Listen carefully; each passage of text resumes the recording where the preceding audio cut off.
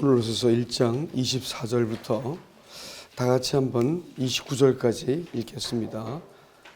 골로새서 1장 24절로 29절까지 시작. 나는 이제 너희를 위하여 받는 괴로움을 기뻐하고 그리스도의 남은 고난을 그의 몸된 교회를 위하여 내 육체에 채우노라. 내가 교회의 일꾼이 된 것은 하나님이 너희를 위하여 내게 주신 직분을 따라 하나님의 말씀을 이루려 함이니라.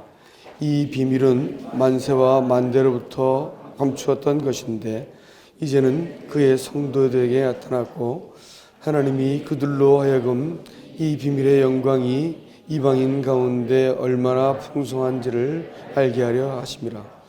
이 비밀은 너희 안에 계신 그리스도니 곧 영광의 소망이라. 우리가 그를 전파하여 각 사람을 권하고 모든 지혜로 각 사람을 가르침은 그리스도 안에서 완전한 자로 세우려 함이니 이를 위하여 나도 내 속에서 능력으로 역사하시는 이의 역사를 따라 힘을 다하여 수고하노라. 아멘. 여러분, 성경에 볼 것 같으면 하나님께서 성전을 3번 짓도록 허락하십니다. 한 번은 솔로몬을 통해서 지으신 거고 또 한 번은 스룹바벨을 통해서 바벨론 포로로 70년간 잡혀 있다가 거기서 벗어나면서 성전을 지었습니다. 세 번째가 헤롯 성전이라고 말하지만 사실은 헤롯 성전은 이방인인 그 에돔 사람 헤롯이 지었기 때문에 정치적인 목적으로 그것은 하나님의 성전으로 볼 수가 없습니다. 하나님의 성전은 다시 한번 3번째 지어질 것이 있는데 그것은 장차 예루살렘에 지어질 날이 올 것입니다. 아직 지어지지 않았죠.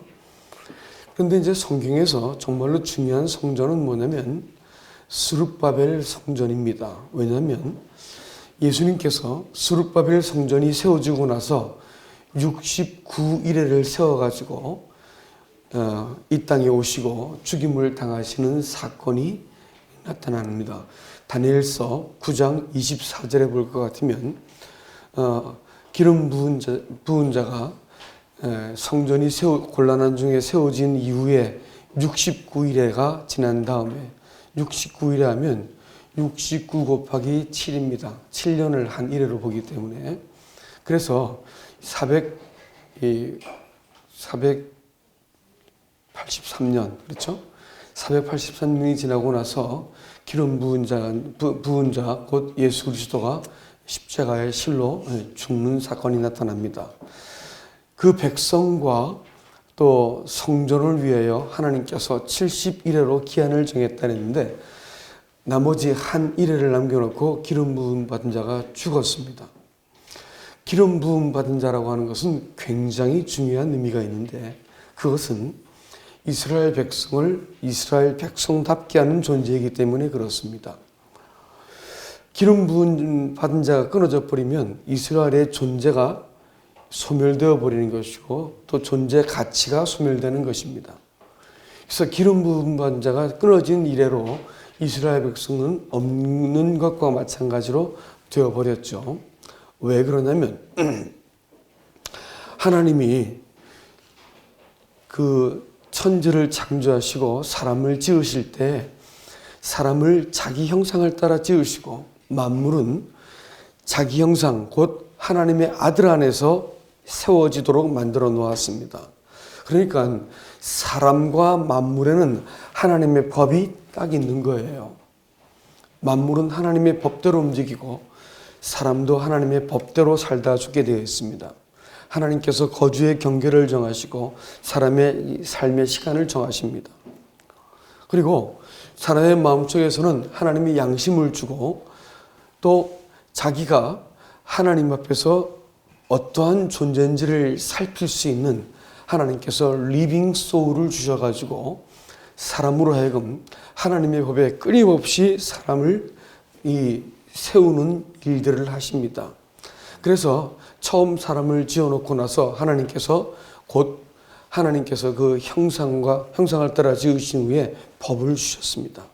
그래서 사람이 하나님의 법과 더불어 이렇게 함께 맞물려 인생을 살고 이 천하 만물을 하나님께서 통치하시도록 그렇게 지으셨죠. 그런데 사람이 하나님의 법을 버리게 됩니다.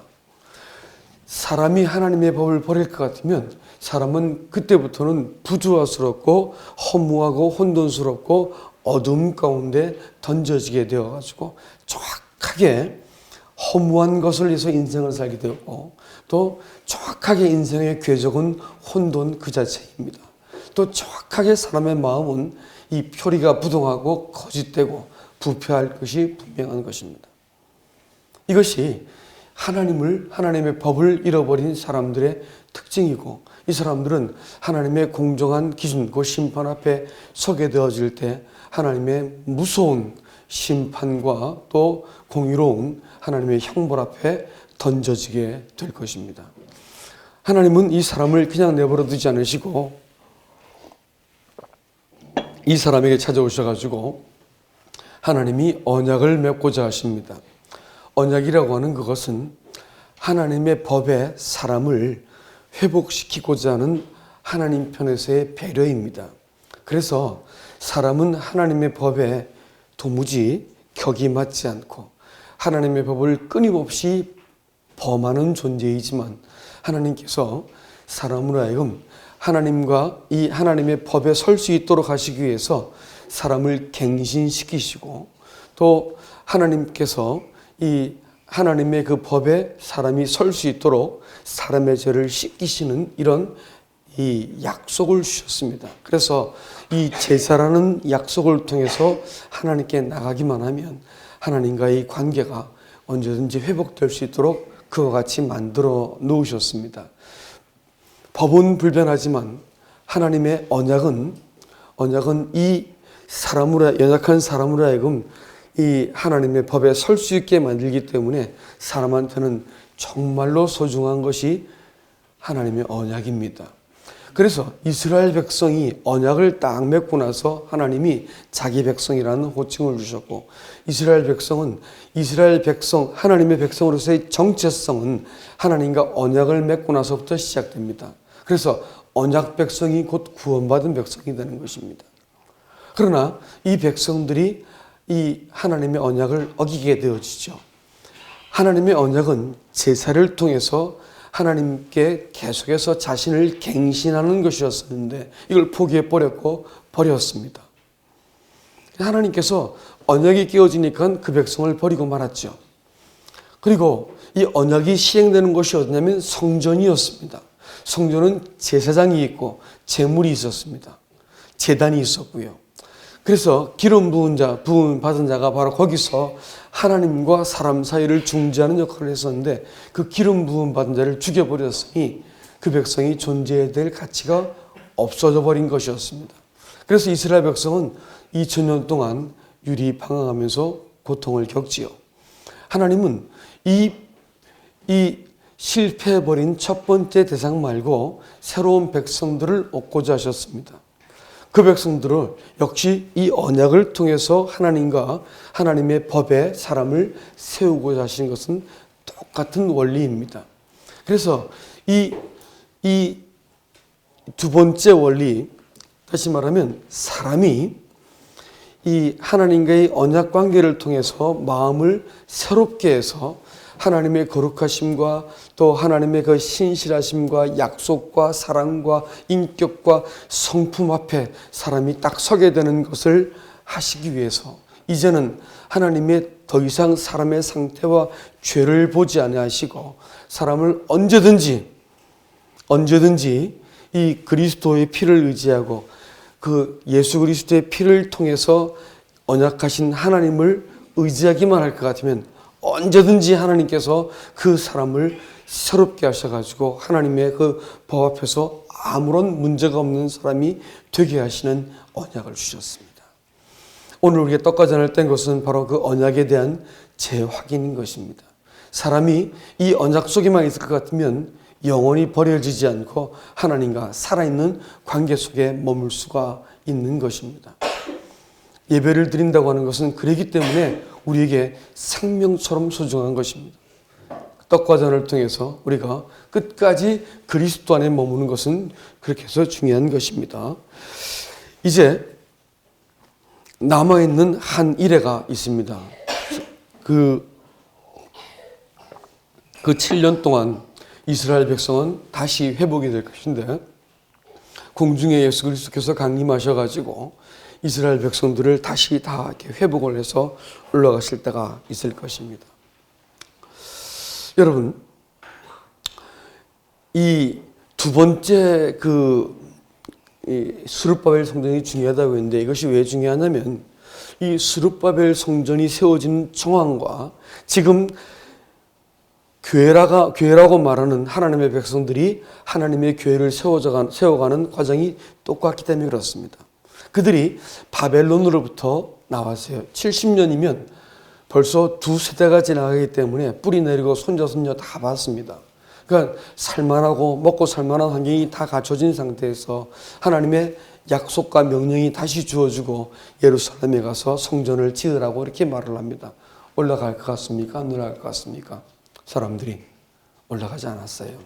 다만 딱 5%의 사람들만 위로 올라갑니다. 그들은 고난과 수고를 마다하지 않고 무엇 때문에요? 하나님의 그 약속 때문에 올라갑니다. 약속 때문에 그 수고로움을 마다하지 않고 올라가서 성전을 짓지요. 대적을 무릅쓰고 올라갑니다. 그럼 95%는 뭐냐? 거기 바벨론에 남아 있었습니다. 바벨론에 남아 있으면 될까 안 될까요? 안 됩니다. 거기서 나오라고 말하죠. 그래서 이 명령이 언제 주어지냐면 요한계시록 18장에 가면 내 백성아 거기서 나오라 이렇게 말씀하시면서 마지막으로 바벨론에서 사람들을 몰순히 딱 몰고 나오실 때가 있다고 말을 하고 있습니다. 그리고 거기 있던 백성들은 죽을 고비를 넘겨요. 바벨론에서 살만한가 싶었더니 하나님의 대적이 하만이 일어나가지고 그 백성을 몰살시킬 계획을 세우는데 그 계획으로부터 죽을 고비에서 벗어나는 과정이 기록된 것이 에스더서입니다. 이와 마찬가지로 이 이스라엘 백성들도 이 성전을 세우기 위해서 올라간 무리가 있고 남겨진 무리가 있고, 한 백성은 영광스럽게 하나님께서 족보를 다 세시고 이름을 거명하신 사람들이 있었고, 나머지는 죽을 고비를 통해서 간신히 살아남은 사람들이 두 무리가 있는 것을 기억하시기 바랍니다. 마찬가지예요. 하나님의 교회도 믿는다고 고백하는 사람도 딱 두 무리입니다. 한 사람은 하나님의 교회에 대한 마음에 짐을 지는 사람들이에요. 하나님의 언약이 머물고 있는 자리, 하나님과 약속한 이 하나님의 교회가 세워지는 곳에 영혼에 부담이 있는 사람들이 있고요. 아무 부담 없이 그저 자기가 사는 것이 편리한 대로 예수를 믿으려는 사람들이 두 무리가 있습니다. 성경도 환난에 남아있을 무리들이 있다 했고, 또 휴거되어서 그리스도와 함께 영광을 누릴 무리가 있다고 성경은 적시하고 있습니다. 여러분 기억하셔야 됩니다. 그렇기 때문에 하나님의 교회를 나는 지금 세우는 사람인가를 살펴보는 것은 그래서 매우 중요하다는 것을 기억하시기 바랍니다. 세 차례에 걸쳐서 이 이스라엘 백성들이 귀환을 하는데, 첫 번째 귀환은 스룹바벨을 통해서, 에스라서는 스룹바벨의 귀환을 통해서 성전이 지어지는 것을 말하고, 2차 귀환은 에스라를 통해서 귀환이 일어납니다. 세 번째는 느헤미야를 통해서 성벽을 쌓기 위해서 세 번째 귀환을 하는 것으로 이스라엘 역사가 종결되는 것을 볼 수 있고요. 지금도 하나님의 교회도 마찬가지입니다. 성전이 세워져야 되겠죠. 여러분과 저의 마음속에 성전이 세워져 있지 않다면 우리는 구원받지 않은 사람들입니다. 이미 성전은 세워졌고요. 문제가 있었어요. 무슨 문제가 있었냐면 성전은 세워졌는데 성벽이 없기 때문에 그 땅이 황폐해지고, 욕을 보고 하나님의 성전이 이 욕을 보고 있는, 거룩함이 깨어져 버리고 백성들이 도탄에 빠진 것을 바라보면서 가슴을 치고 느헤미야가 고통했습니다. 지금도 똑같이 성전은 세워졌지만 하나님의 백성이 세상과 더불어 경계가 세워지지 않고 뒤섞여 있고, 하나님의 이 거룩한 임재는 세상에 의해서 마음껏 유린되어 가지고 예배가 하나님께 대한 기쁨과 경배가 아니고 탄식과 어떤 그 한숨 소리로 가득하게 되어지는 것은 다른 데 있는 문제가 있는 게 아니고 성벽이 세워지지 않아서 그렇습니다. 여러분, 신부라고 불려졌던 새 예루살렘 성이 하늘로부터 내려오는 것이 요한계시록 21장에 나타납니다. 거기에서 예루살렘 성전이 내려오는가요? 예루살렘 성이 내려오는가요? 잘 기억 안 나세요? 성이 내려와요? 성전이 내려와요? 성이 내려오죠? 성이 내려옵니다. 그러면 하나님이 교회라고 부르시는 덩어리는 성전일까요? 아니면 이 성벽을 포함한 이 성이 될까요? 성이 되는 것입니다. 그러니까 지금 뭐 하는 과정이에요? 하나님의 성전을 중심으로 하나하나 벽돌이 포개지면서 성벽이 만들어지는 과정을 가지고 오늘날 지금 교회가 세워져 가는 과정이다. 이렇게 보셔야 되는 것입니다. 아시겠죠? 네. 그래서 이 성전이 세워질 때도 그들은 참 대적이 있었고 수고스러웠지만 하나님의 선지자가 그들을 격려했고 고레스 왕이 한량없이 물자를 대어줘 가지고 그들이 이 성을 신속하게 준공합니다. 그렇지만 성벽이 세워지는 과정은 많은 대가를 지불하고 어려움이 따랐습니다. 바깥에 있는 적보다 내부에 있는 적이 더 어려웠어요. 막 협박을 하고 분열을 시키고 이간을 하고 어렵게 만들고 성벽을 짓지 못하게 만들었습니다. 그럼에도 불구하고 마침내 성벽이 세워지게 되어지죠. 성벽이 세워질 때 가장 커다란 문제가 뭐였냐면 그 에스겔서 7장과 8장을 읽어볼 것 같으면 레위 사람들이 부족했습니다. 여러분, 레위 사람이 뭔지 아세요? 레위 사람은요, 제사장들이 아론 지파가 아니에요. 아론 지파는 제사장들이기 때문에 때깔이 나고 드러나는 사람이죠. 그러나 이 레위 사람들은 바로 그 사람, 제사장 직분에 있는 사람들을 뒤에서 후원하는 사람들입니다. 소 잡을 때 가서 소 대신 잡아주고 청소해주고 장작 준비해주고 이런 아주 귀찮고 어렵고 때깔하는 일만 하는 사람들이 누구냐면 레위 지파였습니다. 근데 이 성전이 다 세워졌고 이제 정상적으로 성전이 가동돼야 되는데 레위 사람들이 없는 거예요. 느드님 사람들이 없었습니다. 느드님 사람들은 이방인들이었었는데 그들이 이 귀화되어 가지고 레위 사람들을 돕는 종들이었습니다. 근데 이 레위인들과 느드님 사람들이 없는 거야. 그래서 하나님의 일이 진행이 안 되는 사건이 있었습니다. 그게 이제 이 성전이 세워져가는 과정에서 아주 심각한 문제 중에 하나였습니다. 제일 첫 번째 문제는 자원하는 사람이 너무 적었다는 것이었어요. 성전을 임재를 가슴에 품었던 하나님의 사람들이 없었던 것이 가장 큰 문제였고, 두 번째 문제는 느드님 사람들, 레위인들이 없었습니다. 앞에서 나서 사는 일이야. 누구든 다 하지.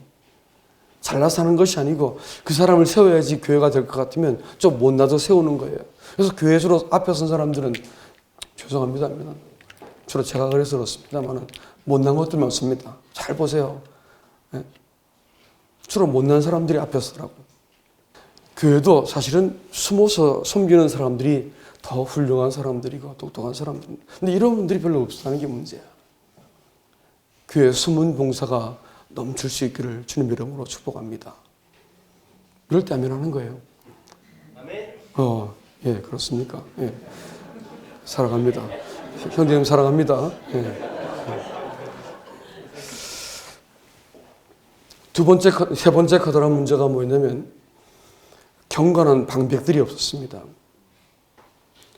잡아가지고 농사 짓는데 지들은 돈이 있으니까 돈 없는 사람들을 잡아다가 형제들을 노예 삼고 자기들은 정작 헌신하지 않는 거예요, 방백들이.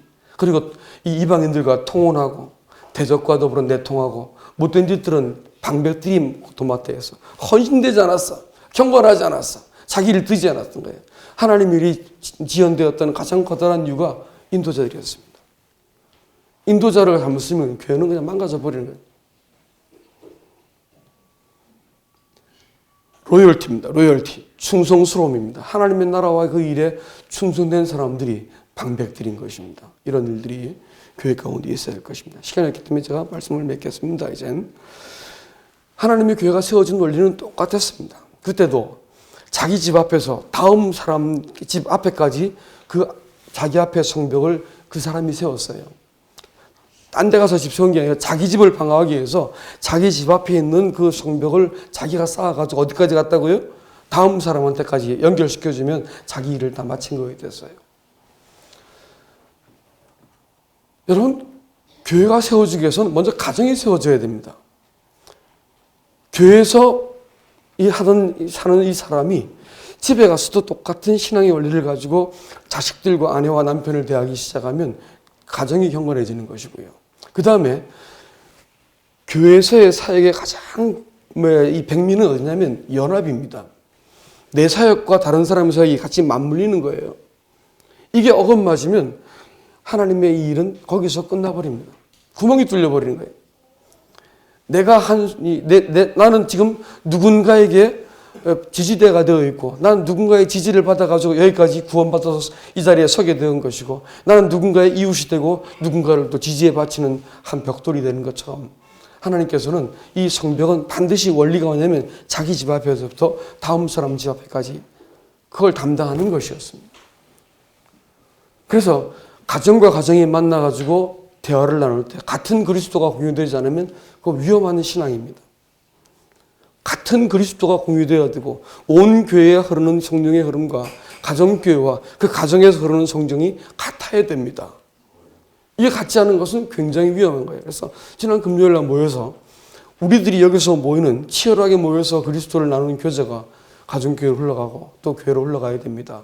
여러분께 강단을 맡긴 그 이유는 앞으로 여기서 나누는 이 교제가 같은 한 성령을 가지고 교회가 먹고 마실 수 있도록 하기 위해서 그랬습니다라고 말씀을 드렸습니다. 잘 앞으로 보시기 바랍니다. 가정 모임에서 나누어지는 교제와 주일날 강단의 말씀과 또 이 예배 때 같은 성령이 흐르고 있는지를 똑똑히 지켜보시기 바라고 교회가 이와 같은 한 흐름 안에서 잘 세워져 갈 수 있기를 원합니다. 시간이 될 때 말씀을 마치겠습니다. 앞으로 20분 말씀하는 거 연습을 많이 해야겠습니다. 그래서 여러분 이 교회가 새해에 이와 같은 레위 사람들이 더 많아질 수 있기를 축복합니다. 그리고 또 경건한 방백들이 많아지고요. 또 다른 사람과 동역하는 이 원리를 잘 배울 수 있는 복을 누릴 수 있기를 주님 이름으로 축복합니다. 이상입니다.